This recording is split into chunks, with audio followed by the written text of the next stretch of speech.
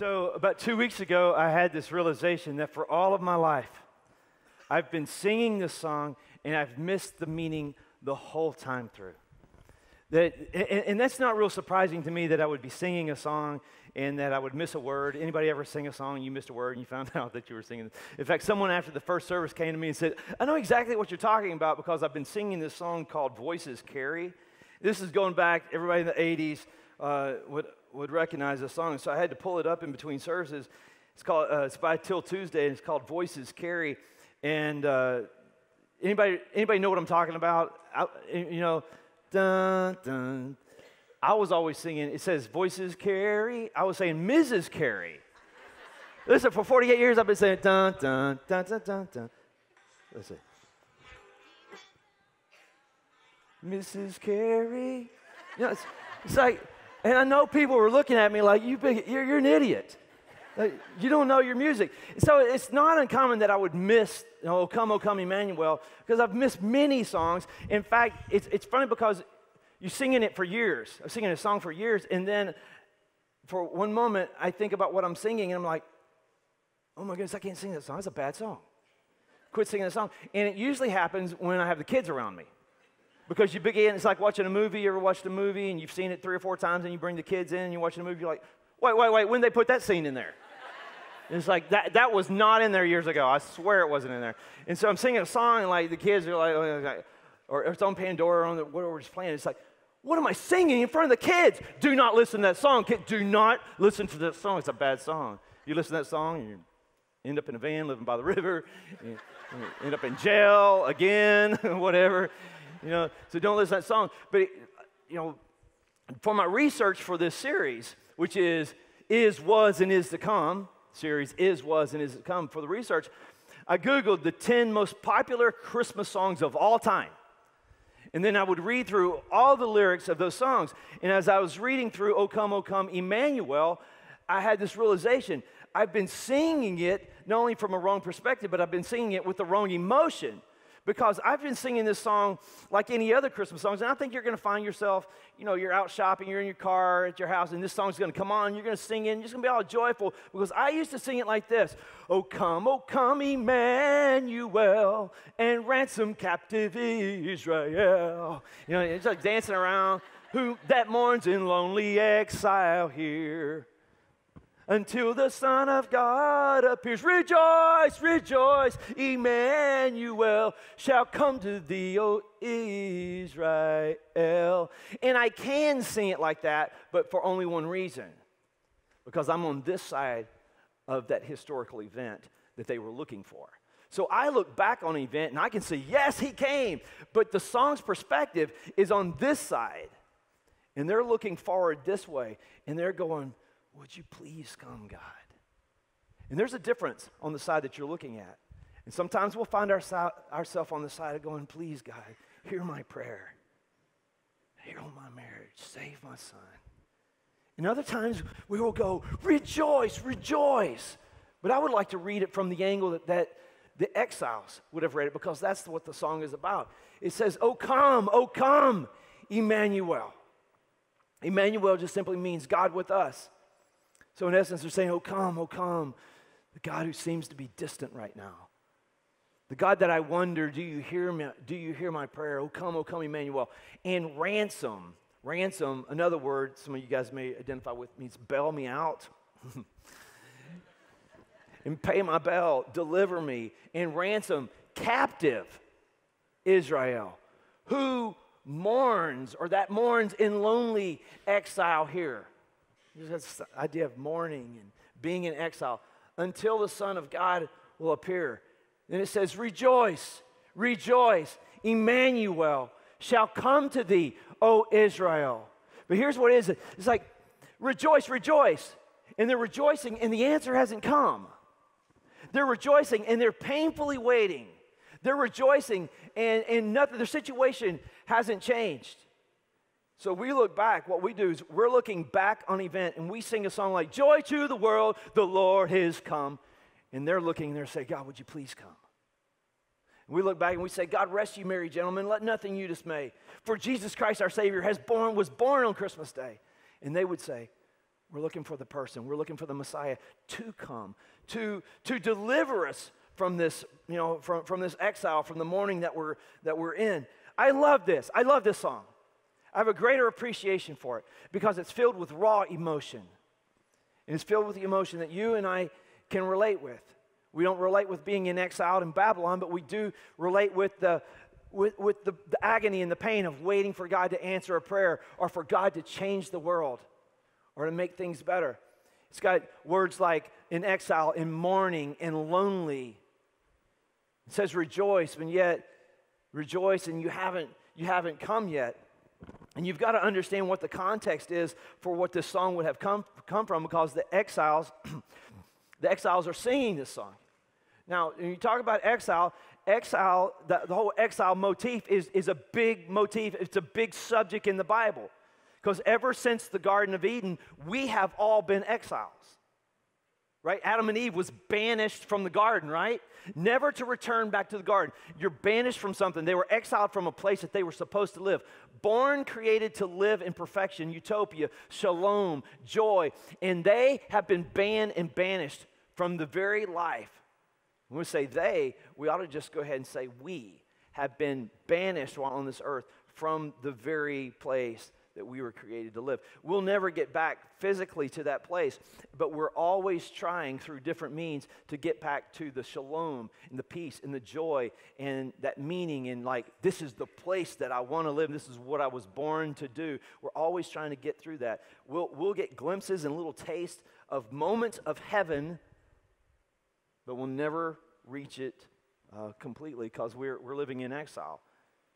In 722 AD, check your history books, the Assyrians was the great world power. They came to Judah, and they began a deportation of the Jews to take the Jews away from their city. In 586 BC, the Babylonians was now the political superpower of the day. The Babylonians led by King Nebuchadnezzar. 586 was their third time to come to Jerusalem, and this third time is when they did most of their damage. So they take Jerusalem, and they tear it down. They make it basically uninhabitable, and they take this temple that was rebuilt. Not that was rebuilt. They take Solomon's temple, this great temple, where the Ark of the Covenant, where God lived, and where people worshipped, and where you made your sacrifices, something that was so dear to just the life of Israel, and they burn it down. You imagine watching this. It's your hometown being destroyed, your temple being destroyed. And then they take thousands of the Jews and they depart them. They march them to Babylon, where they will live 70 years in exile in a place that they weren't created to live. So when you hear about Babylon, you hear stories, or you were possibly raised on some stories like Daniel in the lion's den. That came in the time of exile. Daniel is put in the lion's den because he won't abide by their rules. He's still going to pray. He won't be acculturated into the way that they live. He's not going to live by their doctrines. He's got his own way. You have the three Hebrew children, Shadrach, Meshach, and Abednego. It happens when they were exiled, when they were taken away from home.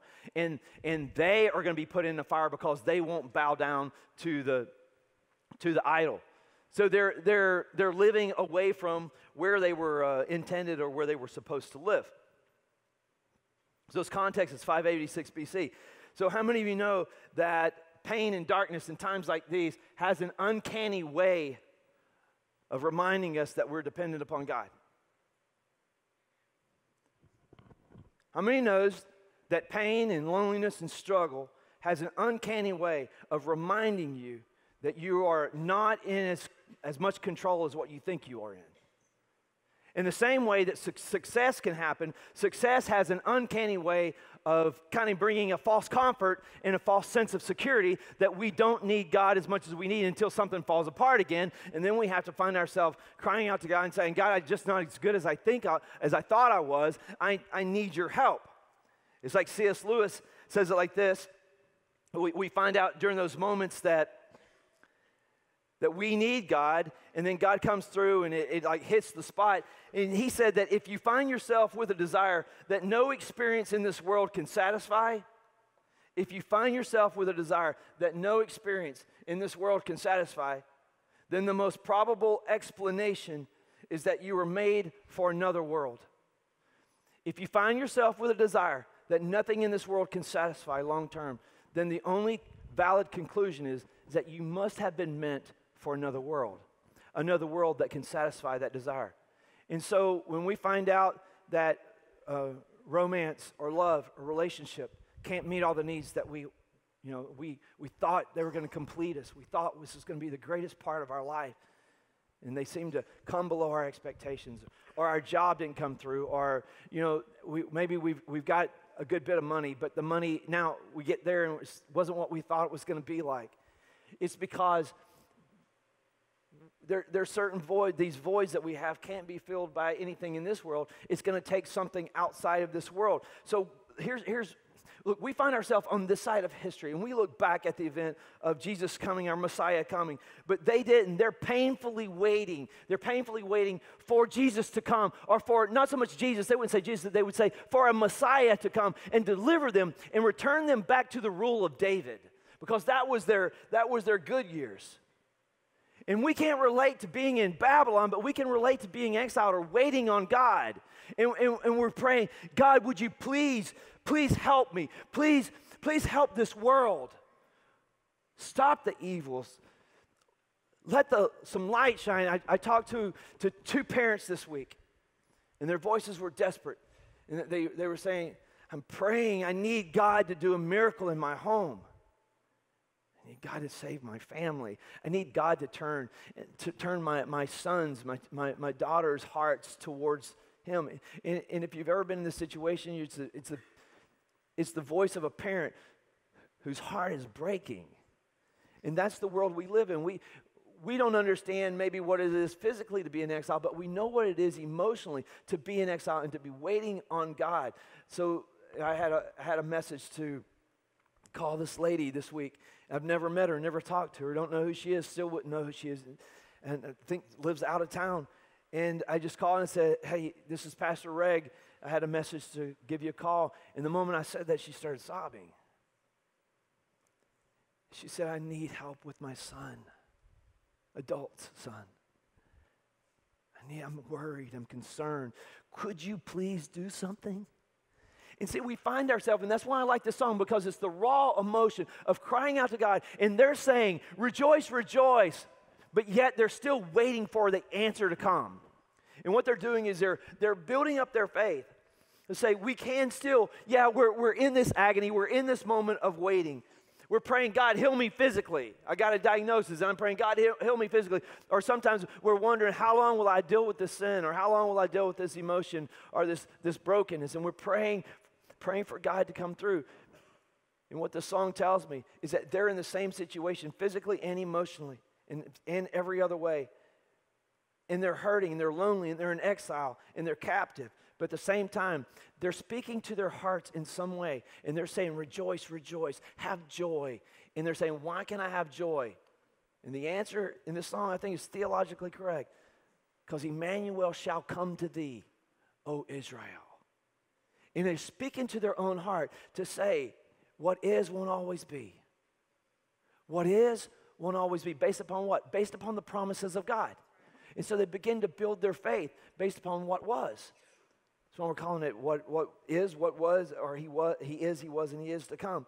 So although we're on the other side of God entering our darkness, we look back and we say he entered our darkness. They would look and they say, we're hoping he would enter our darkness. We can still relate to the struggle of waiting or being misplaced. So listen to this, and I want you to catch this. This is the big point, or something that we need to build as we go forward. Just as we wait for the second coming of Christ, how many know Jesus is coming back? He's coming back. It's good news.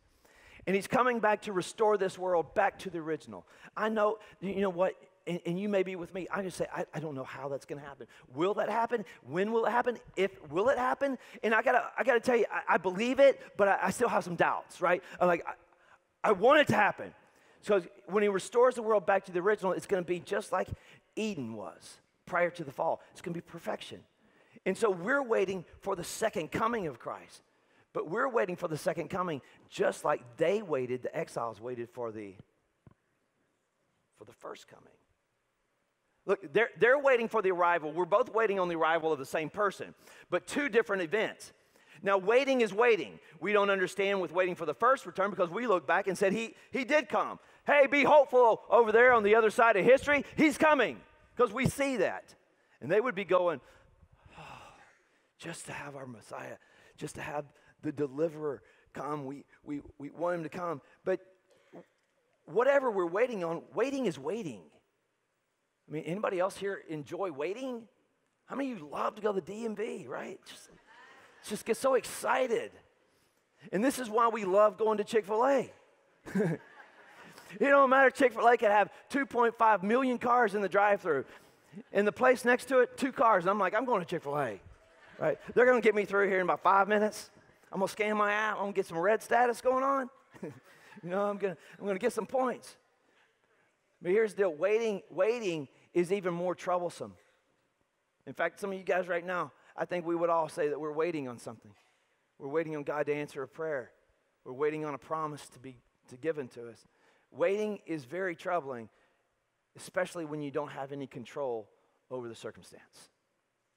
When you can't do anything to speed up the situation. So for us, we look back and we go, oh, that was great timing when Jesus came, right? That's great timing. That's 2,000 years ago. We didn't have to sit there and wait on Jesus to come the first time. We're like, oh, yeah, God's good. These guys over here, they thought, are you ever going to come? God, you're late. God, you're late. But we know this from Galatians 4:4. Paul writes to the church at Galatia. He wants them to know. He said, but when the fullness of time had come, God sent forth his son that was born of woman, born under the law. When the fullness of time has come. So let's just leave that up there for just a moment. What does that tell you about God's timing? Listen, just think about that. Don't answer out loud. But what does it tell you when it says, when the fullness of time had come? Some version says at the right time, at the proper time. God sent forth his son. So what does this tell you about God? Was God late? Was he early? How many of you know that God's rarely early, but he's never late? God is a right on time God. Because what this tells me when it says the fullness of time came, that God has a master plan. And that what we're waiting on is ordained. This was already ordained, what they were waiting on. That God knows what's going on. He's not early, but he's never late. And so what they could say, or what we could say to them, hey, if we could speak back in time to you, we're going to tell you, he is coming. He is coming. So go ahead and sing this song. Rejoice, rejoice. Go ahead and rejoice in your wait. You know what I'd be saying? Rejoice when you're in exile. That's what I'd be telling them. Now, it's easy for me to tell them that, right?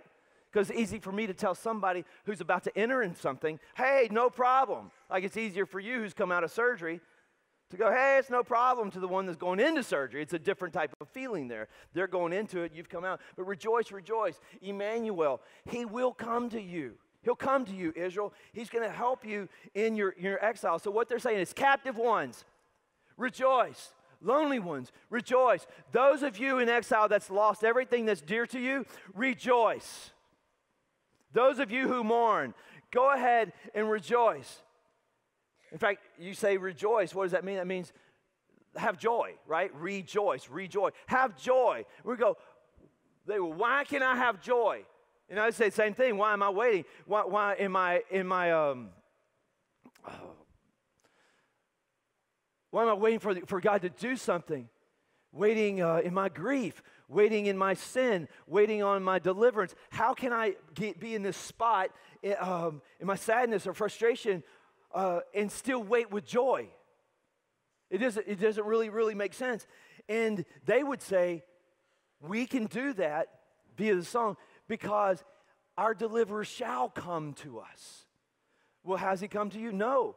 But knowing that he will come to us produces faith in me and hope in me that what is will not always be. Well, how do you know that he will come to you? And they would say, because what was? And we go, well, what are you talking about, what was? And they would go, there was a time our ancestors would tell us. As a little kid, I was raised up, we were around the fire, and my grandfather would tell me the story about how God came down on a mountain. He wouldn't just tell me about the story of God coming down on a mountain, but he would take me through the story, because that's oral translation was how the Word of God, the law, was passed on. So grandpa and dads would tell it and repeat the story over and over to the children. So the little kid might say, or the adult would say, so as a little kid, my grandpa would say, you know, what's a good Hebrew, what's a good Hebrew name? Well, I don't know. Who? I'll go with that. Matthew. And by the way, amens still, we had to say, the more amens you say, the more calories you can burn on a Sunday. So just let you know, right? Amens will burn calories like crazy. There ought to be a lot of that going on today. Amen. So Matthew, I want to tell you about our ancestors. I want to tell you that they were living in Egypt, you know, way down south. You know where that is? Where there's the pharaohs. And they were there for 400 years. And it got really tough. And they got so sick and tired of living that type of life that they cried out to God. And God sent a deliverer by the name of Moses to them. And God delivered them out of 400 years out of Egypt. And now we're brought to a promised land. But by getting to the promised land, we got out of Egypt. We looked behind us, and there were these armies. They changed their mind. They wanted to pursue us again. So we were running as fast as we can, and we get to this place where there's a Red Sea, and we're like, oh, man, they're going to get us now. And just when we thought there was no way for us to survive, the sea opens, Matthew. The sea opens. And they go through on dry land. God miraculously saves them again. And they go through on dry land. And then the waters come back together and drown the enemies. And Matthew, I want to tell you this, because I think it was about 8 days after that. They were around this mountain, and it's Mount Sinai, the mountain of God. And Moses went on top of the mountain, and he warned all of our ancestors, don't touch the mountain, don't come close to the mountain, because God is about to come down. God is about to show that his characteristics. God is about to show his attributes, because he's going to come to us. He's going to descend into our darkness. And they tell us that when God came down this mountain and was given the law to Moses, that the mountain, this huge piece of land, began to shake and it began to smoke. And everybody was in fear and awe, because God came down. And they would say, wow. So you go back to the exiles, they would say, what was will inform what is, and tell me that what is will not always be. And I want you to catch that, because that's very, very important. They would say it like this. Exiles, why can you rejoice? Why can you wait in your misery? Why can you rejoice in your pain? And they would go, because I remember one day God came down on a mountain. So what does that tell you about God? That I serve a faithful God. That if he would take the time and the initiative to come down on top of a mountain, that he must love me, that he must care for me. It tells me about his faithfulness. So I go back to think about what was, to remind me that what is will not always be. Huh? That's good. That's good. I was just showing you there's good places to clap and there's bad places to clap. That was a good place to clap. All right? Because there are times that we have to walk ourselves back into what was, how God has met our needs in the past, to inform us of the faith that we should have right now. Anybody ever have to remember how God's been faithful to you in your past? You have to go back to your was to remind you that your is will not always be. That there is a shall come. And you just say, well, you could just have this wishful thinking and this hope that hopefully God will take me out of this situation. And I'm not telling anybody that God's going to exactly take you out of a certain situation, but I will tell you this, that God will come down and be with you in every situation. And that makes all the difference in the world. But when I go back and think about how God was, I think about it. Even if I'm waiting for God to answer me now, even though I'm struggling, even though I'm grieving, even though I'm in pain, what I do is I start informing myself of who God is and the character of God. And it tells me, even though you're in this situation now, your God is a faithful God, because he's a God that is, was, and is to come. He doesn't He doesn't change. It would do us all good at times to build our faith and to remind ourselves of what God has done for us. So the Bible's filled with exilic themes, means the theme of exile, right? So we're exiled from the garden. In 722, the Assyrians come in, start exiling. And then in 586, the Babylonians, the superpower of the day. And then the Persians take over. And the Persians allow Jerusalem, or the Jews, to come back to their city, to Jerusalem, and rebuild the temple. Right? I don't know if you guys know what that history is, because some of this history now is going to fall into 400 years in between the testaments. You have to go to the library to get this information. And then within that time, Alexander the Great in 337 BC begins to take his conquest of everything, but then that doesn't last long, and Rome becomes the major power, and I think they become the major power for about 400 years, which is a long time for a country to have power. But here's the deal. Even though Jews went back to Jerusalem, they were still under the thumb of somebody else. There was always somebody telling them what to do. If it wasn't the Babylonians, it was the Persians. If it wasn't the Persians, it was the Greeks. If it wasn't the Greeks, it was the Romans. All the way even till when Jesus comes. And then in 70 AD, the temple is destroyed for good. The temple is torn down. But there's different prophets in the Bible, like Isaiah and Jeremiah and Daniel and Ezekiel. And they're all speaking towards a certain time. Well, Isaiah is speaking before Israel is deported to Babylon.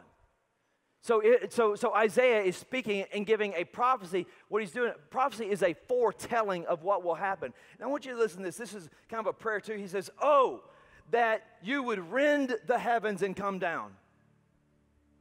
You ever prayed something like that? "Dear God, please come. That the mountains might quake at your presence." But verse 3, he says, "When you did awesome things that we did not look for, when you came down, the mountains quaked at your presence." And what I want you to see is what he's referring to. He says, "I'm praying that you will come down again." He says, "When you did awesome things." Remember when you did that, when you came down and the mountain quaked at your presence. And what he's talking to and what he's referencing is the act of Sinai, when God came down to Sinai. So now that they're in misery, and now they're in waiting, they're going back and they're saying, "You've done it before. We know that you can do it again."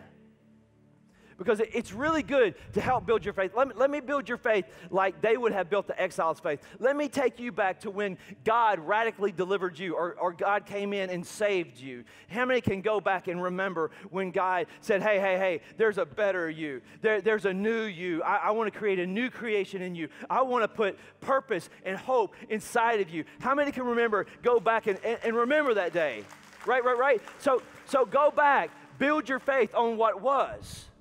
Remember how he's been faithful to you in your past. But then sometimes when we get saved, we think, "Oh, we got this now." We get a little cocky and we're walking out of Egypt.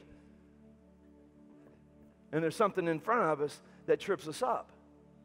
Like someone does something stupid to us, breaks our trust. Or we lose a job, or we lose a family member. And we're like, "Man, this isn't so great." And there's a Red Sea there. How many can remember that moment when you have come to something that was like a Red Sea to you? Something that was going to block you from going forward, and you felt like the enemy was pressing in on you. And then for somehow, God came in and the waters just went, shoo.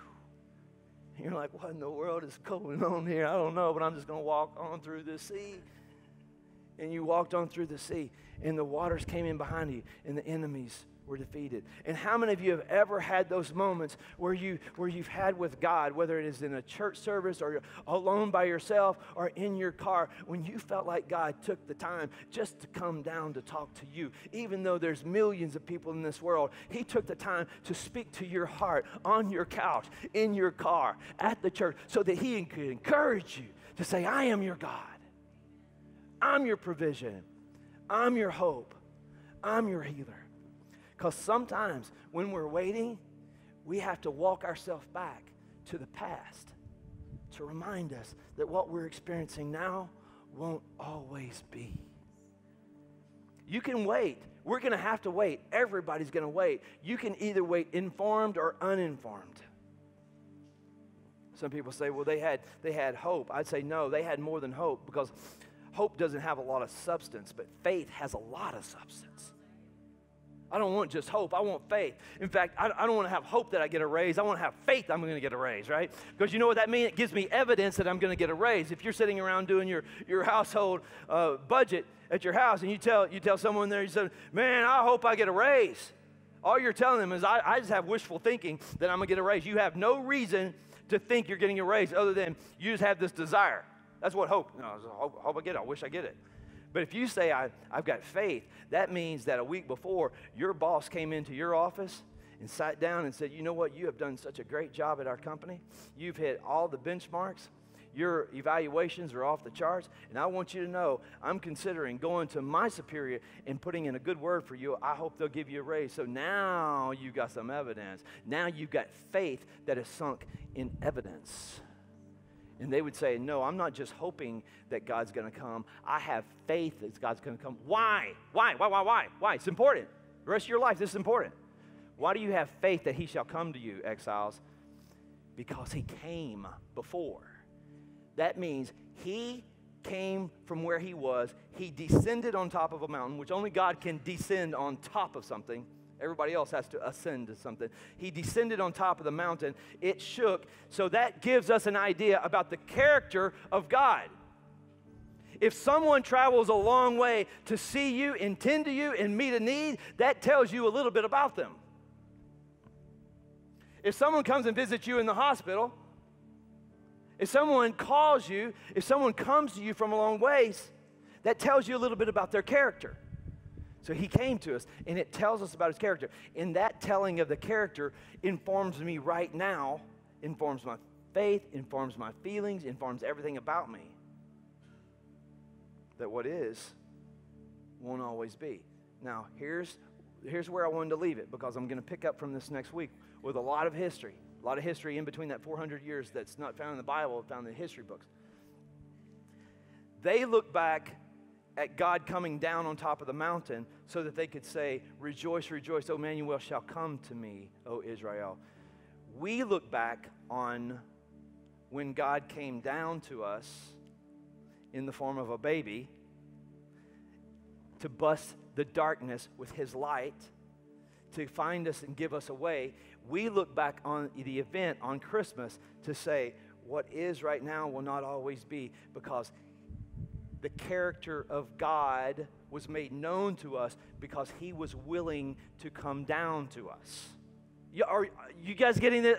Don't nod if you're not, but I hope that you are, because if you want to have a life that's full of faith now, we're going to have trouble. You have trouble. I have trouble. We're going to want things to change. They're not going to change as quickly as we want to. If we don't want to live in despair, we have to go back and say, where can I find that God was active in the world? This is a historical event. The world celebrates the time that God came down to this earth. So if God came down to this earth, it has to reveal something about his character to me, which he doesn't change, because he is, he was, and he is to come.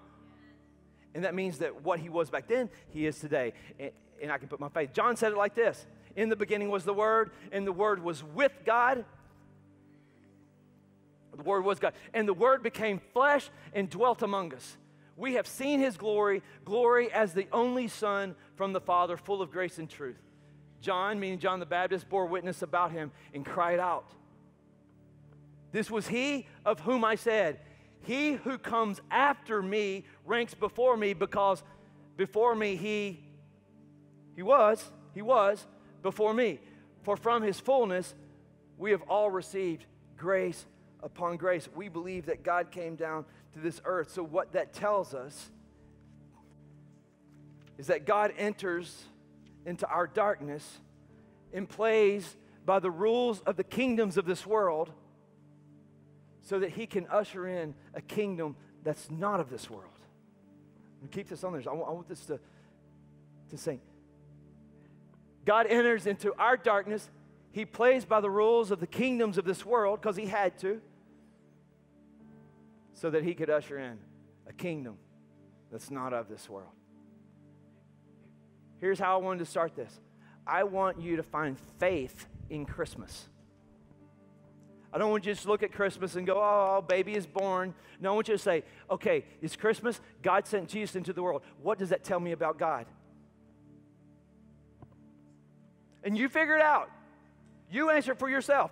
And if you're a skeptic, why don't you just approach it this way? And if you're here and you're skeptic, welcome. If you're an atheist and you don't believe, welcome. But I just want you to play a game with me. I just want you to say, what if this was true? What if it was really true that a God sent his son into this world, the world that was he created, that we messed up? What would that tell me about that God?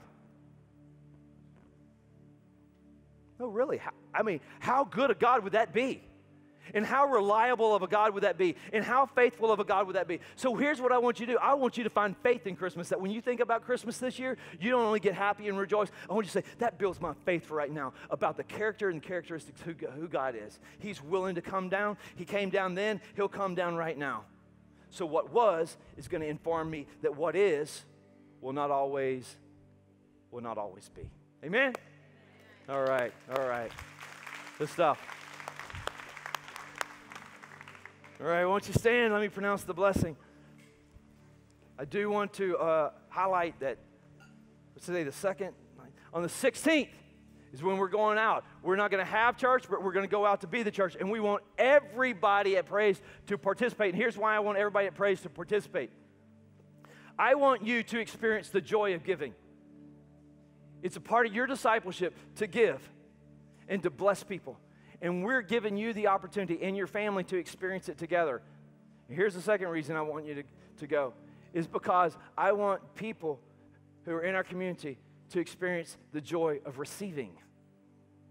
And they're not going to receive unless we have people to send out that can give. Because here's the beauty of this event. It's on a Sunday at 10 o'clock. And the people that we talk to, guess where they're not? Where aren't they? They're at church. We have a demographic right there. We're not going out to church people. That's not our target anyway. They're already safe. We're just going to show up and say, hey, Jesus came to us, and we're coming to you just to say, Merry Christmas. Merry Christmas. You're loved. You're not forgotten. So the more people we can send out, if it makes you nervous to do that, let me just ask you to step outside your comfort zone. Not for your sake. Don't think about your sake on this one. Think about the sake of the people that you can reach, because you never know what one gift will do for somebody and how God may use that to change the eternity for someone else. Amen? Amen. All right. May the Lord bless you. May he keep you. May he make his face shine down upon you. May he turn his countenance upon you. And may he grant you his peace, his shalom, that will guard your heart and your mind in Christ Jesus. I bless you in the name that is higher than any other name, that is the name of Jesus. And everybody said, amen. Amen. Thanks for being at Praise today. God bless.